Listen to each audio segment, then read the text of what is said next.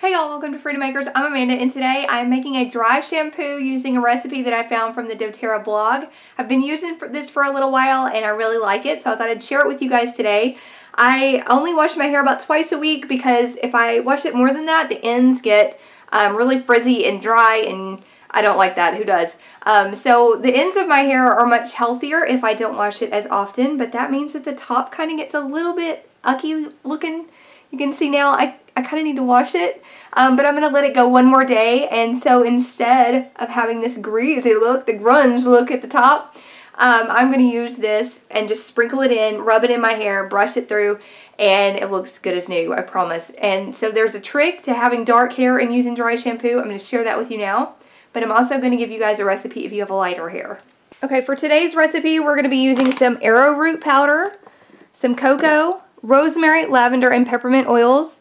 I'm going to use equal parts of these because I have dark hair. So the cocoa powder is simply to create a darker color, and you do equal portions. You can do more if you have darker hair, less if you have lighter. So I'm going to do about 2 tablespoons of the arrowroot powder. This is going to absorb any grease in my hair. And then I'm going to do almost equal parts of the cocoa powder. I'm going to mix this together first. And the cocoa powder is going to color the arrowroot powder. Otherwise, it's going to look like dandruff in someone's hair that's as dark as mine. If you're blonde, you want to just leave it all arrowroot powder. So you do 4 tablespoons of that, or a 1/4 cup, instead of adding in the cocoa. So now that this is dark enough to not make me look like I have dandruff, I'm going to add in 2 drops of peppermint,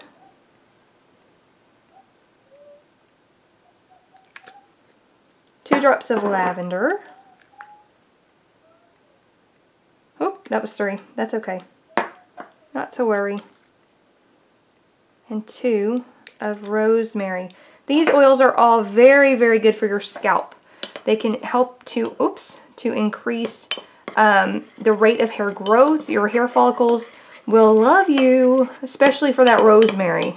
You want to mix this in. It does seem a little counterintuitive to be putting oil into something that you're using to reduce oil, but I can promise you it's not going to make your hair more oily.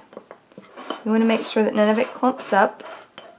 So I'm just making sure we're well incorporated here, and then I'm going to flip my hair over here in a minute and show you guys how I use it.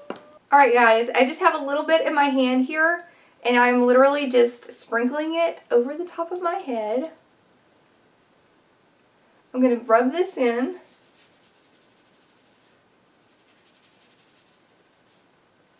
It smells really good. Even with the cocoa, it smells really great. And I'm going to flip my hair over and get the bottom part of it.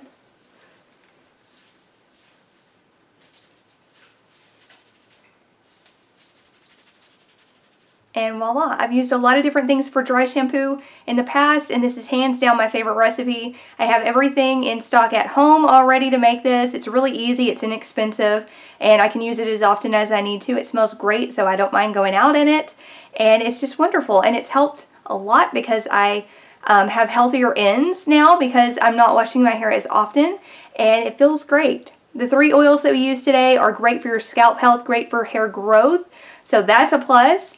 And I'm really, really happy with it. And now you can see close up, my hair does not look greasy and ucky anymore. It looks nice and healthy. It has a little bit of body to it. You can see my gray. Oh, gravy. Y'all can see now I have silver hair because I did a close-up. But the point is, it doesn't look ucky anymore. And the ends of my hair are not going to be getting all dried out because I don't have to wash it for another day or so. I'm really happy with this, and I hope you check out this recipe too.